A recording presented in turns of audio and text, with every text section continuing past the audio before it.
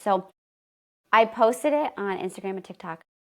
I didn't think anything of it. I posted it, I ghosted it, went off to a family dinner, and I came back to just 100% chaos.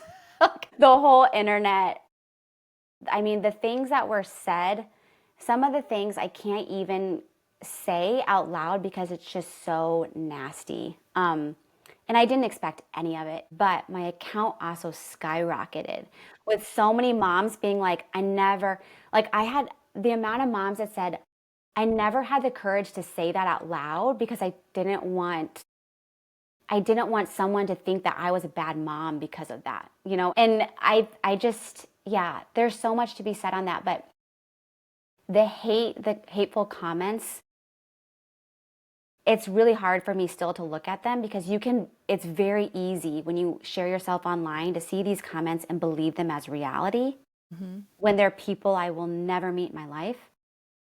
I have no idea who they are, but you can take those comments and say, oh, maybe I am those things. You know, maybe I am this horrible mom. You know, maybe I am setting my kids up for failure. Maybe my child does have a learning disability. Or, you know, whatever label they throw, it's a huge muscle building experience to take those comments and just be like, they don't serve me. They're not real. That's someone's perception. And I actually read this thing this morning and it was like, God does not have a vision problem. Like God does not need glasses to see who you are. Like we have vision problems. Like we're the ones who have vision problems. And I thought that was so powerful because I'm reading these comments and I'm like, gosh, yeah, like I'm believing these lies. But before those comments, I didn't believe those things. And God doesn't believe those things. If he has called me to homeschooling, he is not looking at me saying, you're a horrible mom. Your child is XYZ. Like he is not saying those things. He's like, you are right where you need to be.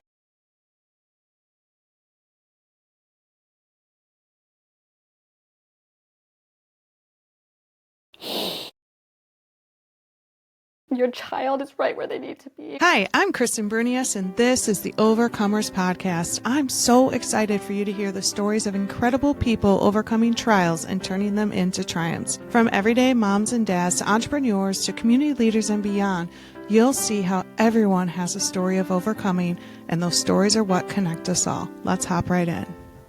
Hey everybody, welcome to the Overcomers Podcast. I'm Kristen Bruinius and I am the lucky one who gets to meet with all these amazing people. So today we had Lauren Williams on. I just finished recording with her and you will notice that our topic is homeschooling. If you are not a homeschooling mom or dad or grandpa or aunt or uncle, please still listen in. There's so many nuggets in there that can apply to your life no matter what stage you're in, whether you private school, public school your children, or you homeschool, or maybe you don't even have children at all, or you're in the grandparent stage or whatever that might be. I think there are some nuggets that you can grab from this. So excited for you to meet Lauren. She is a gem. You can find her on Instagram at valorfilledhome, and she's awesome. And I think you're really going to enjoy her. But before we hop into the episode, just wanted to remind you that this podcast is supported by a few different affiliates. My favorite one, of course, being soulnaturals.com. I'm actually drinking some cinnamate in this cup right here. Cinnamate, I actually mix it in my coffee. It tastes like cinnamon coffee. What I find is it gives me much more sustainable energy. It also contains tons of vitamins and minerals, helps to balance my blood sugar, helps me to stay alert. I don't get the spike and crash like I do with traditional coffee or any kind of energy drinks. And that's just one of the products at Soul Naturals. I recommend going to soulnaturals.com, use my code Kristen, and check out that sample pack. You can just type in sample pack in the little search box. And what that is it gives you the opportunity to try 7 of our top selling products. It's $14.95. And inside the package, you'll get a coupon code for $15 off. So even if you hate all of the drinks, which I don't think you will, but even if you hate all of them, you can use the $15 off for a probiotic or an omega or a digestive enzyme or something like that, or an essential oil. So it certainly wouldn't be a waste for you. That goes to help to support the podcast. And then a second favorite company is Divi Hair Care. I have an affiliate link with Divi Hair Care for 15% off your order if you go to diviofficial.com and use the code Holistic Kristen, all one word. And what I love about Divi Hair Care is that it is clean, and I just love the message behind the owner. They're so family orientated, and they share a lot of the same morals that we do. Use the code Holistic Kristen for 15% off, and that goes to support the podcast. So appreciate it. Thanks for hopping in. Hit follow, share this with a friend if they need the encouragement, and let's hop right into the episode. All right, we have another amazing guest today, and she's actually local, which is super fun. So Lauren Williams, welcome to the Overcomers podcast. Glad to have you here. Thank you. I'm so happy to be here. So she and I connected over Instagram. I don't even know. I sometimes am like, algorithm, like, what are you doing? I don't really know, but we connected over Instagram, and I started seeing her account pop up, and I joke with her that I am not a homeschool mom at all. Like, my kids have gone to school their entire lives. Now I'm in middle school and high school, but being a former educator, I've just always had this special place in my heart for homeschool. I think it's super cool, and to watch it evolve over time has made me wonder, like, could I have been good at this homeschooling thing? Maybe, sort of, kind of. But anyway, your account is called The Valor-Filled Home, right? Yeah, correct. And you focus on real life homeschooling and just serve as an encouragement to, I'm sure, hundreds, if not thousands of families. You've had a few clips that have gone viral, which has been pretty fun. And we'll talk about like the goods and bads of viral content. But before we dig into all of that, why don't you tell us, how did you end up in the homeschool world? Was that always your plan? So that's a great question because, to be honest, I did not grow up as a homeschool kid. I actually didn't know anyone who was homeschooled except for one family who moved to my town later on in schooling. But my husband is not homeschooled. We don't have any family or friends that homeschooled when we started, but there was something within my husband and I that knew that we wanted to raise our family in just a unique way. My husband owns his own business. We wanted a little bit more freedom with our time. And we also wanted our kids to really grow connected to each other and connected to us. We wanted this close-knit family. And I knew in my heart that if I sent my kids to school, then I would also fall into that, I don't want to say trap, but that situation where they're in school all day and then they're in sports and then they're in this. And just this constant hustle and bustle of life, because that's how I grew up. I was involved in anything and everything from an extremely small town. And I just wanted a slower pace of life for our family and for our kids and for each other. And homeschooling just kind of naturally fell into that world. So it wasn't anything that I ever thought, this is what I have to do. But as soon as we started having kids, my husband and I just together were like, this is perfect for our family. And we've been rolling with it ever since. My oldest is 8. My youngest is 18 months. And we have 3 kids. And so it's been definitely every year, it's a different evolution of what our homeschool looks like, but I'm just so thankful for the opportunity to be able to do it. Well, and it's funny because a lot of moms would hear what you just said and say, but homeschooling is really busy because you have to do all the things and you're with them all the time. And like I said, I love the position I'm in. Actually, my kids go to a private school. So like I'm neither public or homeschool. We're like somewhere kind of sort of in the middle with some freedoms and some choices, I guess you could say. Yeah.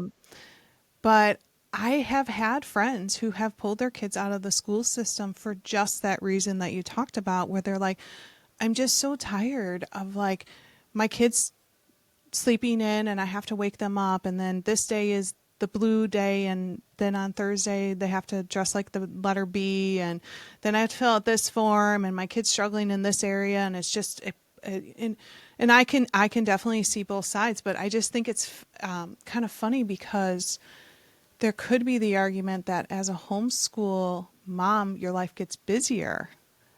Yeah, I can definitely see that. I was actually talking to a mom at the park yesterday, and she's like, what you're doing is way harder than what I'm doing as a working mom, that same conversation.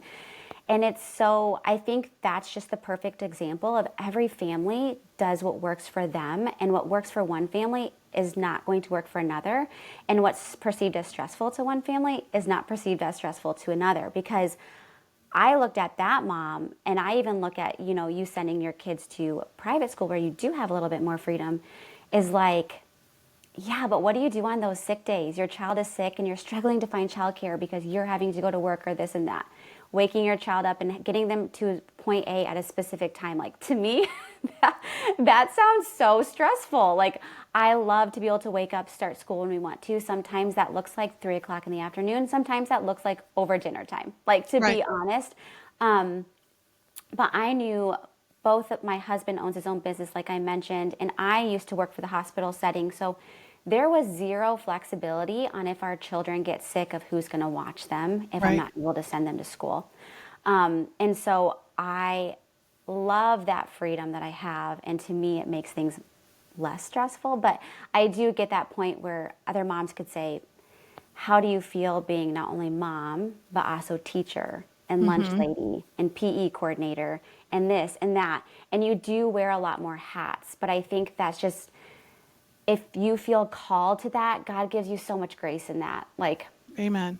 yeah, it makes me emotional saying it because I don't look at all those roles as like, oh, that's so stressful. It's like, wow, that's so cool that I get to do this with my kids. So I think it depends, and every family just does things so differently. And I know exactly what you feel like. Somebody just asked me recently. So our kids' school doesn't have a bus system. And so my oldest is a sophomore. So how many years would that be? 12 years, including pre-K and kindergarten. I have been bringing my kids back and forth to school. And it's not just like you're pulling up, like you're waiting in line, you're Yeah. waiting for them to come out or get out of the car or whatever. And somebody said to me recently, like, oh, aren't you going to be so happy when that was done? And I had to pause for a second. And I was like, no, actually, no.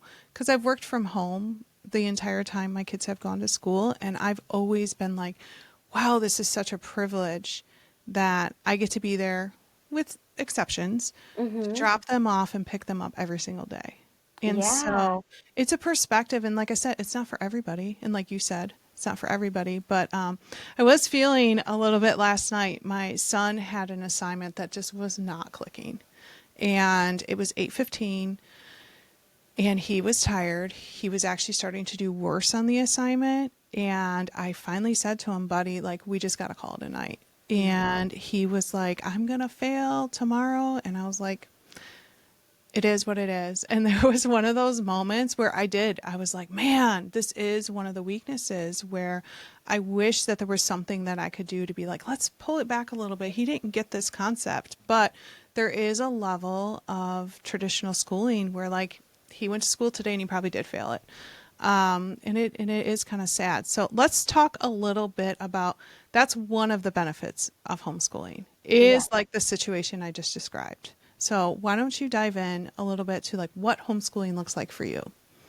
So homeschooling for me, I feel like when people think of homeschooling, they instantly go to Instagram and they see all these different things. Like, they'll hear terms of Charlotte Mason and Montessori and just these different philosophies. And to be honest, I don't subscribe to one specific philosophy, but homeschool, to me, we have our core subjects. So I think that's one of the misconceptions of homeschooling, is that you just kind of do whatever you want. But there are curriculums that you can purchase that you can literally open up the book and read from it, and it's just like it's similar to what a teacher would do in a classroom. It's that open and go style of teaching where you have the actual worksheets with the curriculum and it all goes together. And we do that. A lot of our homeschool looks like that. That's not a lot of the homeschool that I share, because that's just kind of like I don't want to say Boring boring, but part. it's more the boring part. My creativity and my kids' creativity doesn't really shine through that. That's going to be like the spelling, the reading, the math. And then there is the different sides of homeschool where it's evolving as my kids get older. Like I mentioned, my oldest is 8. And so this year it's like, okay, we're going to be including history now. We have a little bit more structured science. But those are the things that are fun with homeschooling, to me at least. Every mom might think it's different, because that's where I can be a little creative and really hone into what my kids are interested in that time. Right. So that's where I do a little bit more unit studies. Some people call them thematic learning, but essentially you pick a theme and then you roll with it. You do school with your child how they learn best. So maybe that's doing crafts around it, watching videos around it, reading books about it, that sort of stuff. And so I really love that side of homeschool, but we do a mix. And honestly, with my kids being so young, a lot of my homeschooling is like a couple hours a day versus like what people think of a traditional schooling. You drop them off at 7 or 8, you pick them up at 2 or 3. That's not really what homeschooling per se looks like, but it works well for us. And I think as the kids are young, it's really great to have that flexibility of being able to take breaks when needed, being able to learn in ways that cater to them, and being able to understand what really the interest areas that each of my kids loves so that we can dig deeper into those topics. Right, right. What are some of the challenges of homeschooling? Like, for example, I think I would get ADD, ADHD, whatever I am. I would get distracted, go fold some laundry, you know. Do you find that it's really hard to stay kind of on a schedule and consistent? That is the hard part, especially for me. When it's homeschool time, we always do a master cleanup of the house. So we tidy up before we do homeschool, because otherwise I'm looking at that mess in the corner and I'm preoccupied with cleaning that up rather than teaching my child. And that's just me. And so I feel like you have to create rhythms around that to help create more success within your homeschool. But, I think some of the things that people, when they look at a homeschool mom, especially one that shares online like I do, is you have this misconception that you have to be the most patient person in the world. You have to be the most organized person in the world. Your children have to be the most behaved children on the planet. And those things are just so far from true. And I laugh because I think that's the hardest part of homeschooling, is separating. I am always mom first, but kids will respond differently to mom versus teacher, and Right. so that is hard. And there are a lot of things that we'll have to pause and just like, buddy, if I was your teacher, would you be treating me like this? Or would you be pushing back like this? I know I'm your mom, but right now we are doing school. And I think creating those boundaries and expectations of when it's school time is really challenging, and it can be really challenging.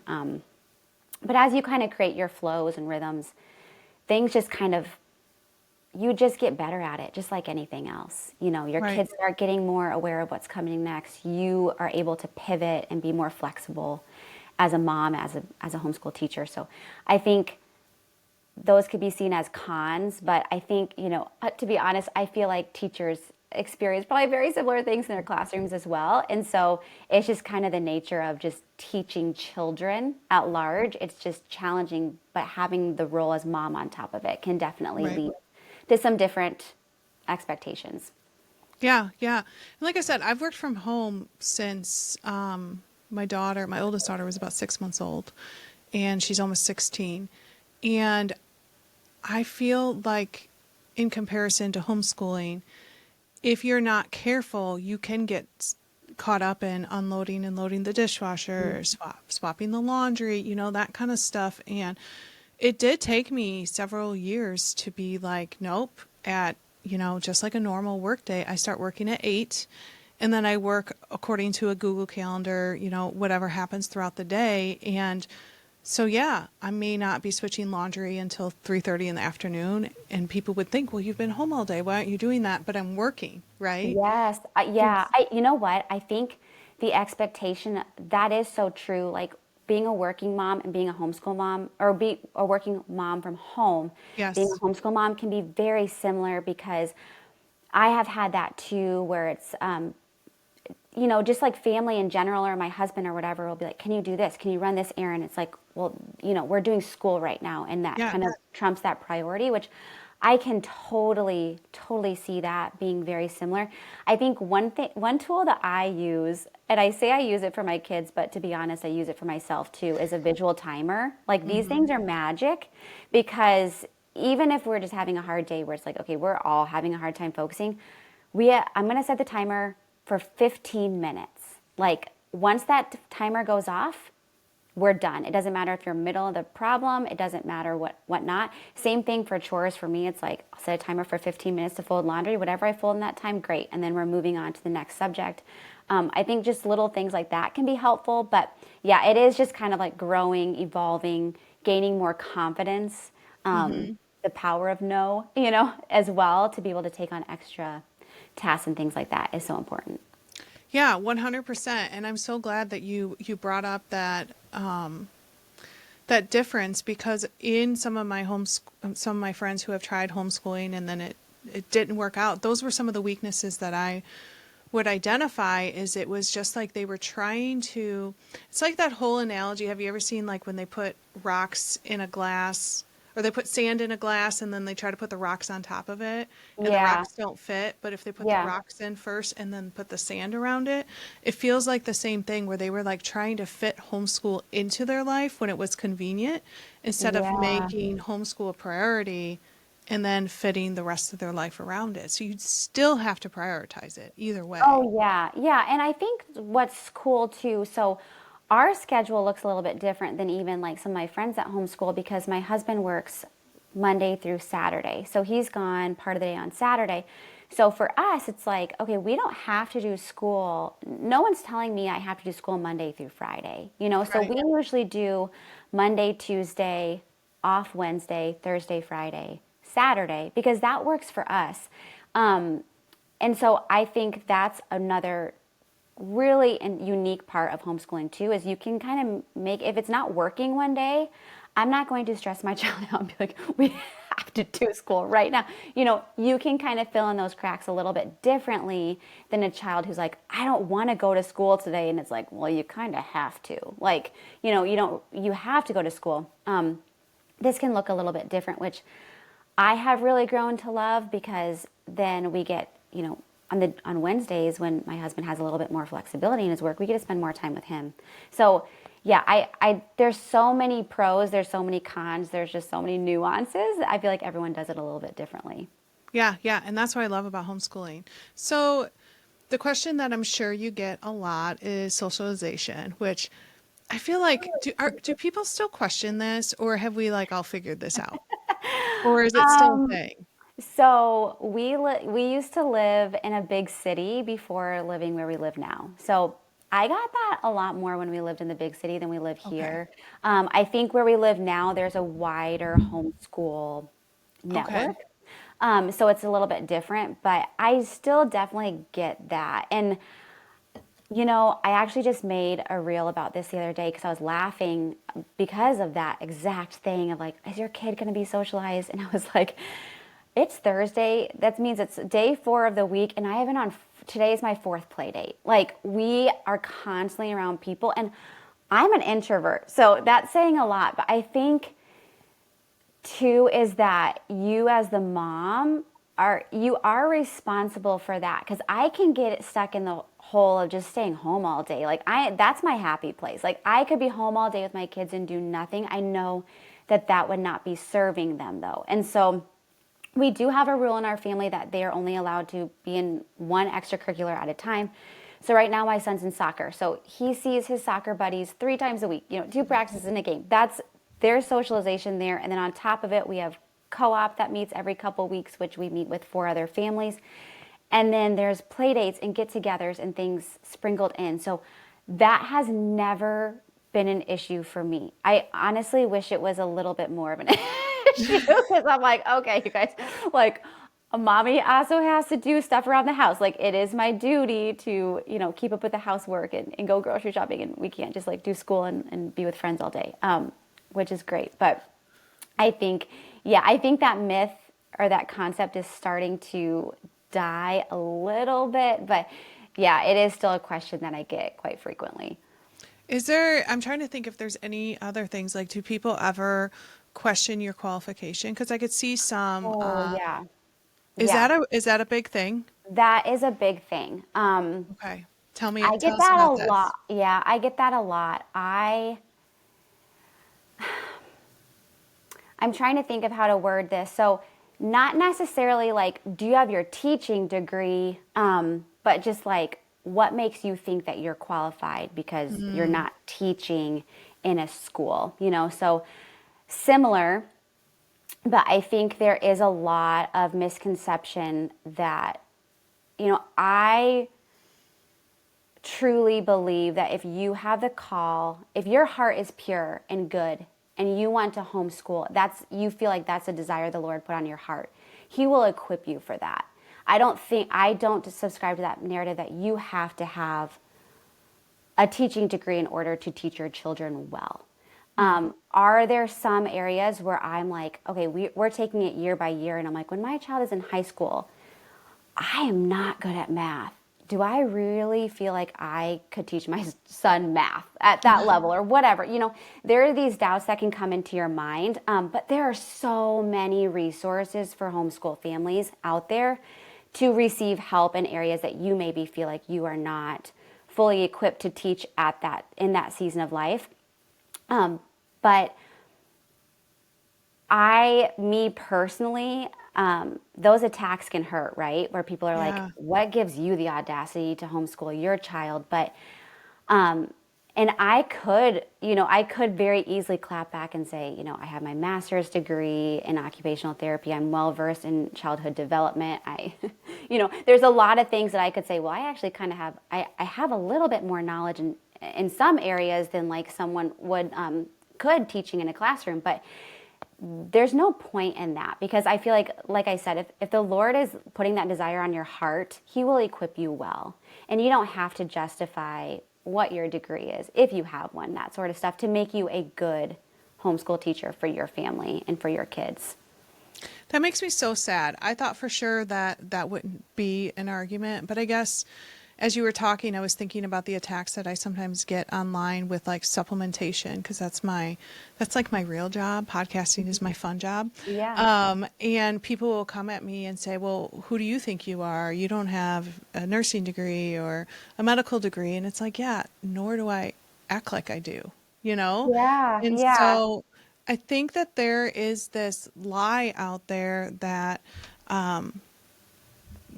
has obviously bled over into a lot of different areas.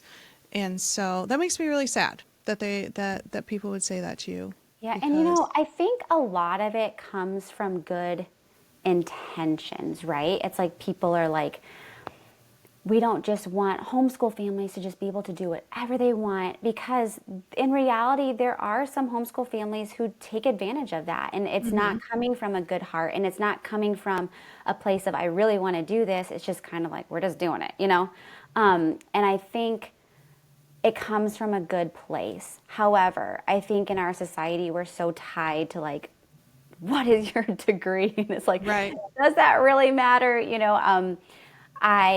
I just know, like, yeah, I mean, we could have so much conversations of that. It's like that shouldn't be your first question or your first concern when it comes to homeschooling your children. Yeah, I would agree. And that discussion on degrees, I do feel like there was like a 20-year push that, I don't know how old you are exactly, but I think we're about the same age, where there was a big push that like whatever you did, you had to get a degree in it. And I think what we're realizing now is that degrees are important. It's not that they're unimportant. Yeah. But experience and life experience and calling are Yeah. also equally important. Yeah. So let's switch topics a little bit. So you are a homeschool mom, and you feel this call. We went over a little bit of, kind of like your daily practice. And so you made the decision to bring it online. And because that's how I found you. 'Cause obviously I'm not in your living room. Yeah. And so what did that decision look like? Why did you feel the call to start sharing? It's so wild. I have been online since before I was pregnant with my oldest, who's 8. So it has been, let's just give or take 9-10 years that I have been online. But I used to share a lot of health related stuff. My husband is a family chiropractor. I shared a lot of that. And so I have always kind of been online. But within the past couple years, I've really felt this strong desire to show up specifically in the realm of homeschool. Because when I started homeschooling, I would see these moms on Instagram, and I would just see what they were doing and felt like it was so out of reach. Like, how I can't homeschool. I don't have the latest and greatest beautiful wooden toys. I don't have this like homeschool room. You know, at the time we lived in an apartment. And so I'm like, I don't have a designated room. I don't even have a room for my child. You know, like they're sleeping in our room, let alone like a homeschool room. You know, I don't have endless funds to just do these things. I'm not like making bread in my kitchen. You know, there's so many things where I'm like, I'm seeing these moms and they're doing amazing, wonderful things, but I didn't see me in it. I saw someone that I'm like, maybe down the road, but I couldn't find myself in it. And so I started sharing a little bit more of just like what homeschool looked like for me, because I felt like my style of homeschool felt different. And so I shared for a while, you know, and there was just like no traction. And every time I kept saying, I'm going to shut this all down. There's no point in sharing. I'm not helping anyone. And that was always my heart of like, I just want to help someone. I just want to know I'm helping someone. And people always say like, it's not about the likes, it's not about the followers. And I agree, but there's something about seeing your account and seeing like, oh, someone liked that. They resonate with that. And if you're not getting that feedback, it's really hard to know if what you're sharing is actually helpful. And so I remember going on a walk with one of my friends. It was such a entirely random thing. First time we'd ever met, just the two of us. She reached out, was like, hey, I really want to go for a walk with you. I want to get to know you better. So we did. She has had an online space in the past, so I knew she was knowledgeable about it, but our entire walk, we didn't talk anything about social media. She had no idea that I had plans to just shut the whole thing down, to be honest. And I don't even know if you know this story or not, but No, I don't. It's so powerful. The last 5 minutes of the conversation, she was like, what are you doing with your social media? And I'm like, I'm shutting it down. There is no point. And she's like, no. I really think that you could do something with this. And so I was like, okay, you're a mom. What do you like that I share? Like, what is helpful to you? She's like, I love when you share those little homeschool units that you do with your kids, these like themed units. I love when you share that. And my exact words to her is, that is so unworthy of sharing. It literally takes me 10 minutes to put those things together. And she was like, that's the exact reason why it's important to share, because you have the ability to do that, the gifting to do that, but also to show other moms like homeschool doesn't have to be hard. You know, it can be joyful. It can be these like little things that you throw together can make such impact for your kids and for their learning. A lot of times the more simple things are actually the most helpful things. And so I literally went home that night and I'm like, that's it. Like, that is going to be my focus. And so that's kind of like a long story of how I have really shifted my content, because I want people to look at my account and see relatability. I want them to see a home that's just normal. Like what you see in the background now is our homeschool. It's our kitchen table. It's our homeschool space. Like, we don't have this designated homeschool shed, or like all of my homeschool materials are right in there. Like, you know what I mean? It's like, this is our living room and our homeschool space. It can be both and you can have just a normal space and do well with homeschooling. And I love that. And I think that was part of what I came across, and maybe it was as a former teacher, just seeing like, so for you guys who aren't following her yet, please go follow her on Instagram and TikTok, right? Yeah, I am on TikTok. I kind of stopped sharing on there, but I still have it. One day I'll return. Okay, so go find her, Valor Filled Home, and on Instagram. And first of all, you're adorable, and you're so happy. And then you would just like hold up, like we'll take volcanoes for example, because I think that's one I recently saw. Hold up a book that you guys read together, and then part of a devotional because you're faith based. And then like a little project. It looked like you did something with like paper bags or something. I can't remember. Some of it has mixed in my head. And it was so simple. And I just remember, first of all, it brought me back to when I was a teacher, which was forever ago. But it really broke it down that it can be done by everyone because once again, and we're going to get to this part, but there's a lot of lies that the enemy likes to tell you. And so one of the lies is that homeschooling has to be so complicated Yeah. and that, you have to have this perfect life. And you and I talked about like the giant humbling that happened for you when you started sharing online because you were trying to show that, it doesn't have to be perfect and that I am not perfect. And when you do that, when you get vulnerable like that in a public place, like an online account, like there are people who come and attack. Oh, for sure. Yeah. Yeah. Yeah. There are so many ways that people can see a short snippet of a content and spin that into what they want to hear or spin that into maybe a traumatic experience they had with homeschooling or spin that into an experience they had with their parent or whatever it is to fit their narrative, when that's actually not what you've said at all. And I think, I've made so many amazing friends online, but meeting someone online is not meeting them in person. And I think technology has kind of warped people into thinking you actually know this person when you don't. You know just a little bit of what they share, and what I share online is just a little snippet of what I share. My real life. Like I never share my children in a negative way online. Doesn't mean they don't act a fool sometimes. It's like they do. But yeah, there is a lot of backlash that comes with being open and vulnerable about the pros and cons of homeschooling or in general, just whatever you share, whatever your content is. Yeah. Yeah. Tell us a little bit about that. So you had a reel that went viral Yeah. and that was super exciting. It brought you a lot of awesome people, but what were some of the attacks that people sent towards you after that happened? I've always heard as a Christian, like, God will use the bad for good. I feel like that's such a common phrase. And I understood it, but when you live it, it's very different. When you see this like very tangible experience and you see it spin, it's really cool.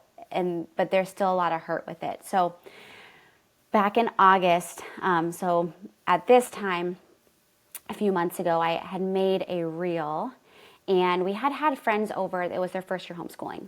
And her oldest was almost 5. And she just said, Lauren, how did you get your daughter to learn all of her letters and numbers? Like being able to see a letter and a number and identify it, essentially. And I was like, oh, she doesn't.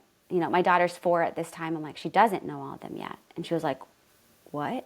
Like her mind was blown. Like, she doesn't know them? I'm like, no, like she'll get there. She just doesn't know them, at this time. Didn't think anything of it, but she was like, you have to share that. And so the next day I had a little bit of time and a lot of my videos are me like flitting into the screen because that's what I have time for in this season of life. It's like quick flit in there. I can chop it up and make it look decent. Right. And so I did that and I had that on it saying my 4-year-old, you're a homeschool mom whose 4-year-old doesn't know her letters and numbers yet.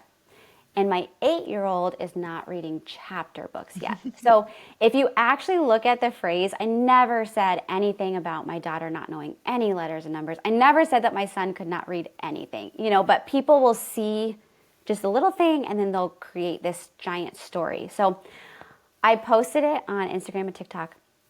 I didn't think anything of it. I posted it, I ghosted it, went off to a family dinner, and I came back to just 100% chaos.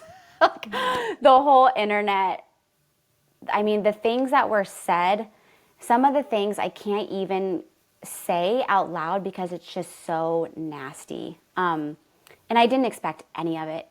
I was talking to a friend, I'm like, I wonder if I did, because a lot of people use the term rage bait. Of like if you post something controversial, like you're trying to do that. And I'm like, that wasn't my heart. My heart was, I'm going to post this because I was literally just talking to a mom who's like felt so much comfort in that, right? Of like, Yeah. my child doesn't have to have it all figured out yet, right? It's like the power of yet. Like they don't know this yet, but they will get there. And I think we miss that a lot of like, we have to meet these standards. We have to meet these expectations younger and younger. And if we don't, you're setting your child up for failure forever, Yes. for like the rest of their life. And that's so big. And there's so much drama in that. And if you actually remove that and just say, hey, what are they doing now? Are they making progress? I think there's a difference in if I said, hey, my 8-year-old's not reading chapter books yet.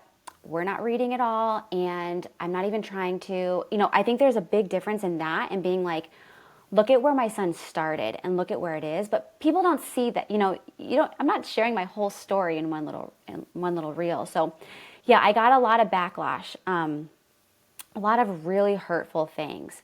But my account also skyrocketed with so many moms being like, I had the amount of moms that said, I never had the courage to say that out loud because I didn't want someone to think that I was a bad mom because of that, and it's like, wow, like that's so intense, that's a lot of weight to hold when it's like, our children are so young, they'll get there, they'll learn it. And I think the whole like humor of it is like, I saw that and like the things that I said that my children weren't doing at that time, just 2 months ago, they're doing it now, it's Right. like, and I just, yeah, there's so much to be said on that, but the hateful comments, it's really hard for me still to look at them because it's very easy when you share yourself online to see these comments and believe them as reality.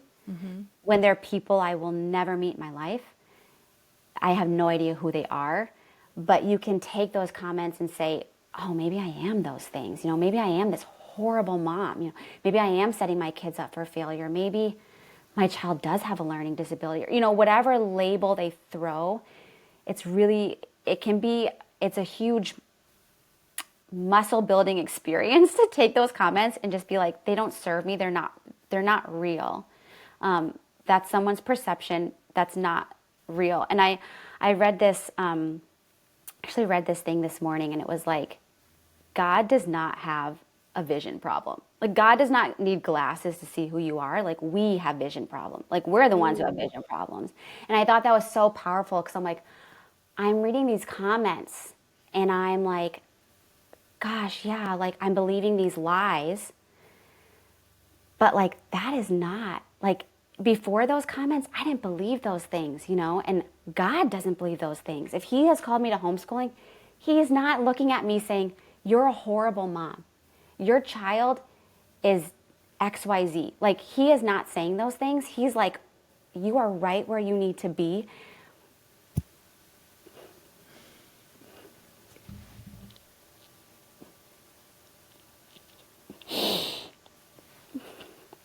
Your child is right where they need to be.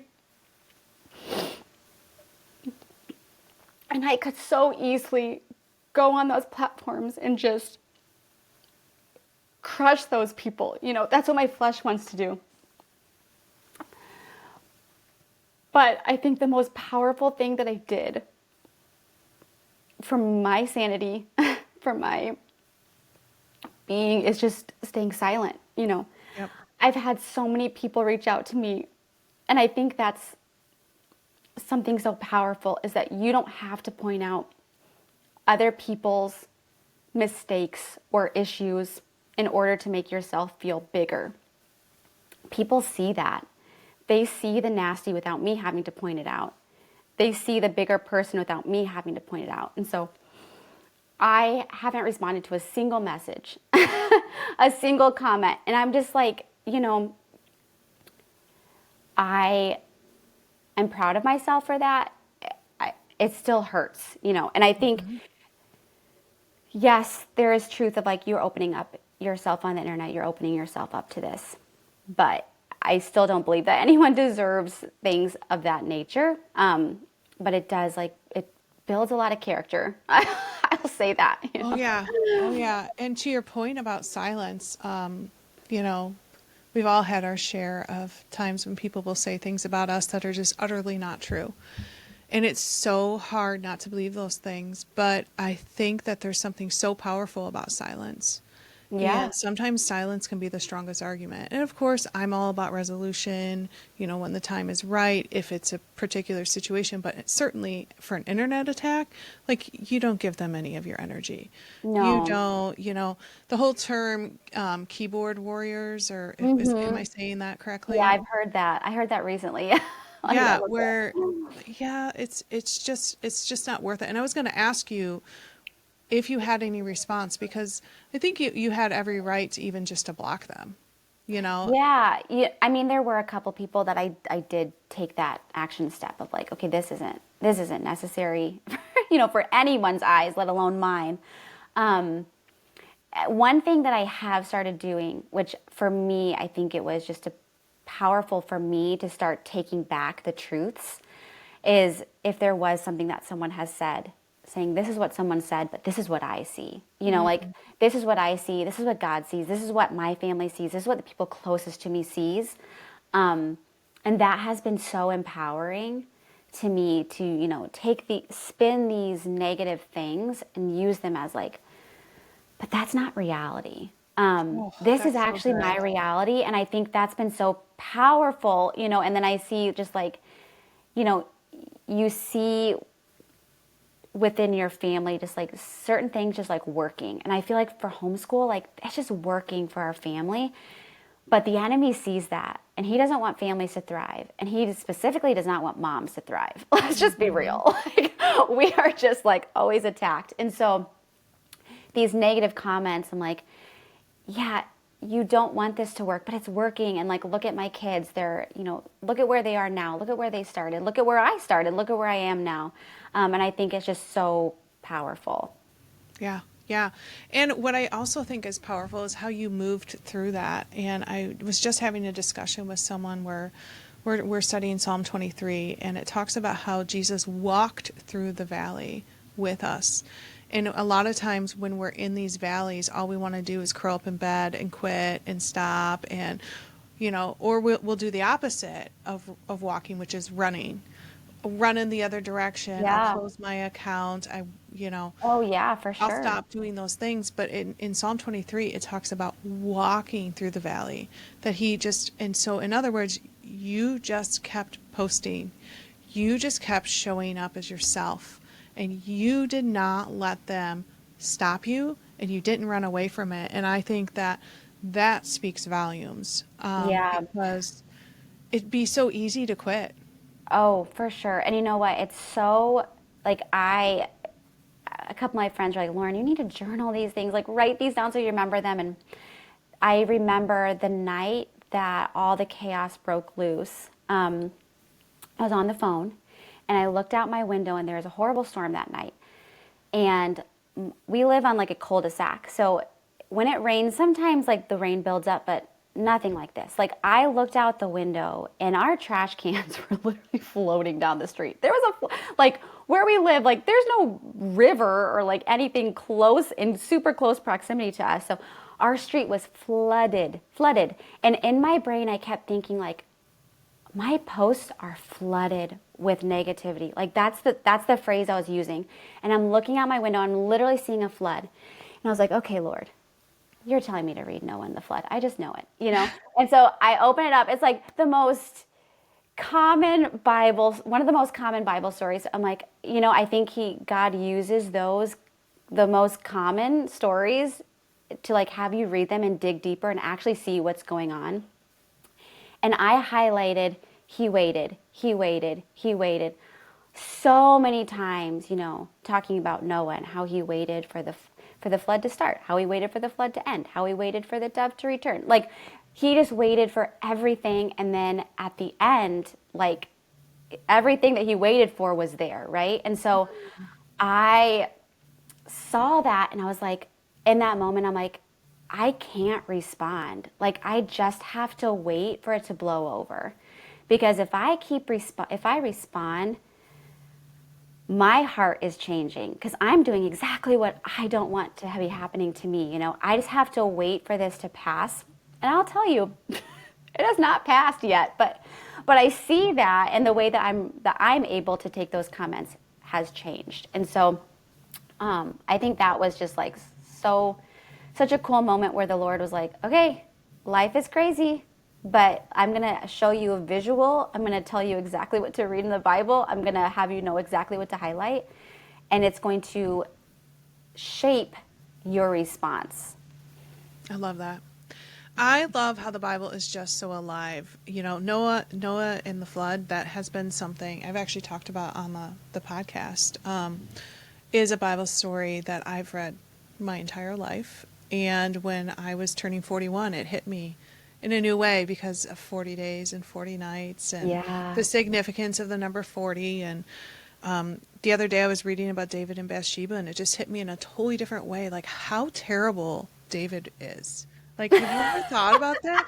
Like, David, like, I don't want to use the word, but raped, Bathsheba. He was a terrible person, and God was able to use him. And you know, you have Saul, who became Paul, and he founded the early Christian church. And you know, I just love how the Bible is so alive and so real and so living that just looking out the window and seeing your garbage cans float by, the Lord was like, hey, Lauren, I want you to read about the Yeah. flood because I Yeah. have a message in there, and you're going to read this story so differently than what you've ever read it. And Yeah. he is just so kind to us and so good to us. And even like reading Psalm 23, which like I feel like I have to rap it every time I like see it as a millennial because you know the whole rap song on Psalm Yeah. 23.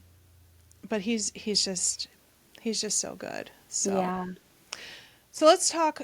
I feel like we need to wrap it up because we're hitting 45 minutes, but I wanted to talk a little bit more about some of the lies of homeschooling and you know, some encouragement either for those people who are homeschooling, some encouragement for them, or for those who are considering homeschooling. And you know, what would you say to that? Some of the lies that you've heard and how you can encourage people today.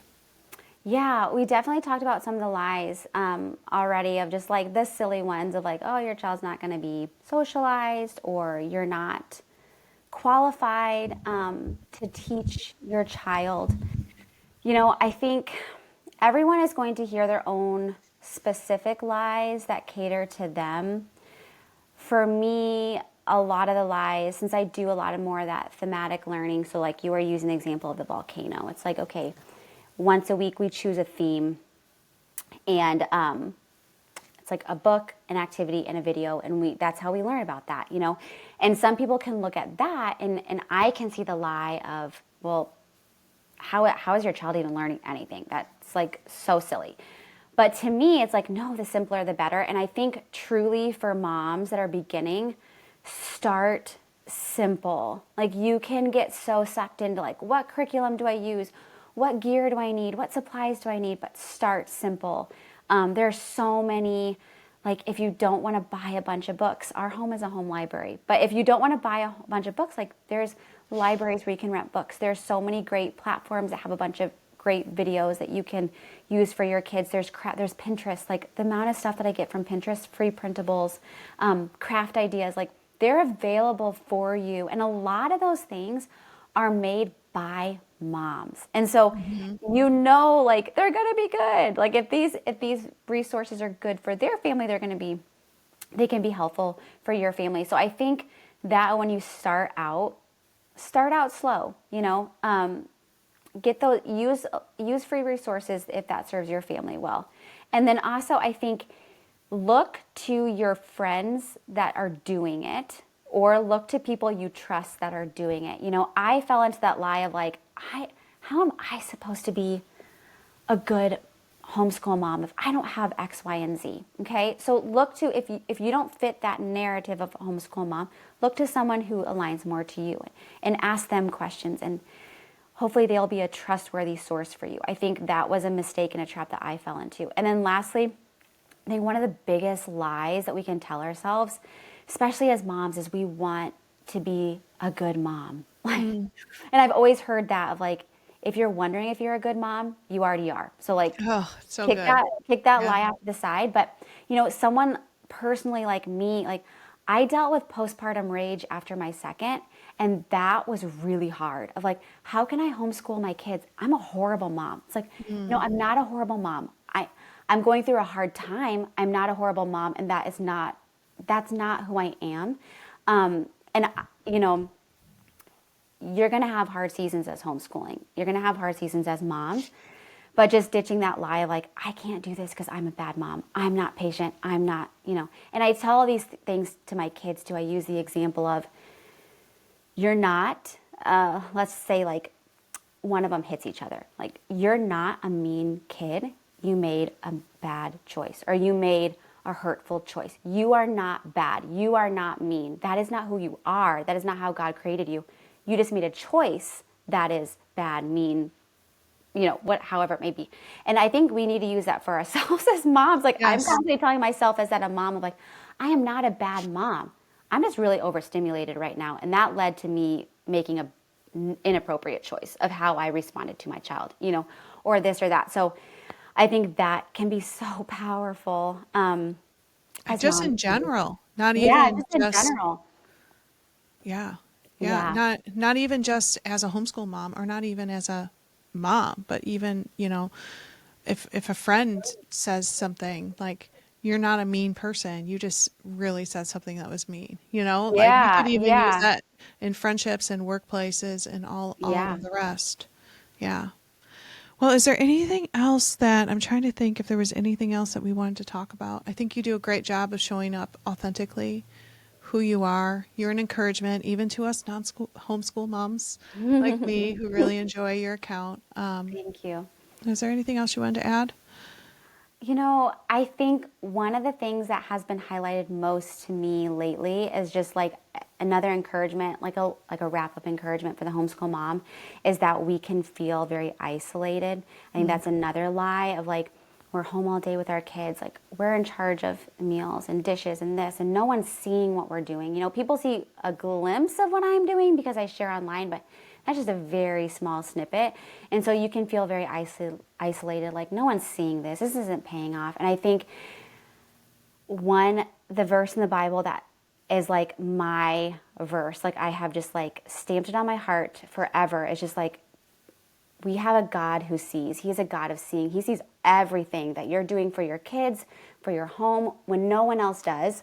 And I think keeping that close to our hearts is so important on those hard days as a mom, as a homeschool mom, as whatever you're doing in your life. Is like, if you feel the calling on it and you feel like God is using this for a bigger purpose, like He is seeing you through all of that, through all the highs and lows. So I just wanted to end with that of like, just remember that, because He really is. And it's just it just gives me the chills every time. I love that. I love that. Lauren, thank you for blessing so many people, and don't give up. Don't let those haters get to you. And Thank you. thanks for being on the Overcomers podcast. Yes, thank you for having me. All right. We'll see you guys next week. Bye. Well, that's a wrap. I hope you were inspired and moved today. But before you go, I want to take a minute to tell you about something that helps me to be an overcomer every day. It's my favorite product from Soul Naturals called Cinnamate. Cinnamate is an herbal blend of just 5 ingredients that helps give me energy without the crash or shakes, balances my blood sugar, and gives me the clarity to get all the things I need to get done, like this podcast. And of course, it's also great for building up my immune and digestive health as well. Do me a favor, go to soulnaturals.com and use my code Kristen for $10 off your first order. Soul as in SOLLE. Thank you for listening. It really means a lot. If you enjoyed this episode, please be sure to subscribe and send it to a friend who you think will be blessed by it. And we'll see you next week.